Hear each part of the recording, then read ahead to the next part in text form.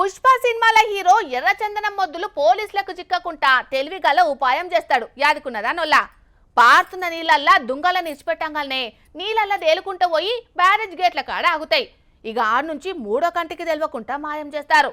గదంటే cinema graphics లా అసొంటి ఎన్నున్నా చేసుకోవచ్చు. కానీ అచ్చం గసొంటి సీనే రియల్ గా కానొచ్చిందోలా. మరి గా వరదల్లా ఏం స్మగ్లింగ్ చేసిండ్రు? ఆడున్న పుష్ప ఎవలో అరుచుకొని వద్దాం పాండ్రి.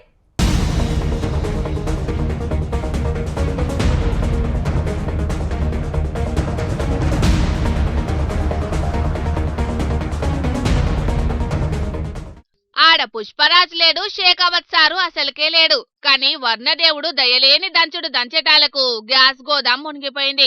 గ్యాస్ బుడ్లు వరదల తేలినాయి. మహారాష్ట్ర దిక్కు రాయగోడు జిల్లా కోపోలి కాడ పాతాళగంగ ఉప్పొంగి ఊర్ల మీదకొచ్చేటాలకు హెచ్పిసిఎల్ కంపెనీల గ్యాస్ గోదాం కనబడుకుంటాయిందట. దగ్గర దాంట్లో దాచిన 5-6 వేల ఖాళీ బుడ్లు నీళ్ళ మీద ఊపిరి బుగ్గలు లెక్క కొట్టుకుపోయినాయి. పుష్ప సినిమాల కదా ఎర్రచందనం దుంగలు కొట్టుకుపోయేది చూపెట్టినట్టే వరదల ఒకటే ఉరికినాయి సిలిండర్లు. ఇక ఆడాడ బ్రిడ్జిలున్న కాడ గ్యాస్ మొద్దులు తట్టుకుంటే నిండి కావచ్చు అనుకొని చేపల కోసం ఎగబడ్డారు అక్కడి జనాలు. అసలుకే తగ్గుతలేరు కదా ఓ అన్నలు.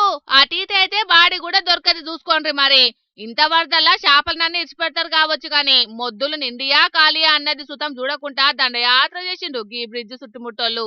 అసలుకే 1000 రూపాయలు పెట్టిన గ్యాస్ బుడ్డు ఒక్కటి సుతం దొరకని జమానా నడవబట్టే. ఇన్ని బుడ్లను ఒకటే పారి చూసేటాలకు వానల దర్శనానికి గరం గరం చికెన్ బిర్యానీ దొరికినట్టే అయ్యింది.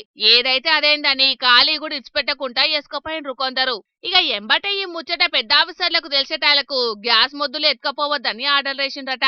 కానీ ఇయాల రేపు ఎవలాగుతారు? అందిన కాడికి పట్టుకొని మూడో కంటికి చిక్కకుండా పరారనరట. కానీ ఇంతటి పరేషాన్ వత్తదని ఎవరు కళ్ళలు కూడా కలగనరు కావచ్చు పోండ్రి. ఇంత నిండు మొద్దులైతే ఎంత పరేషాన్ అవునో గాని ఖాళీ అయ్యేటాలకు జరంత నిమ్మలమైనరు అటు దిక్కు జనాలు.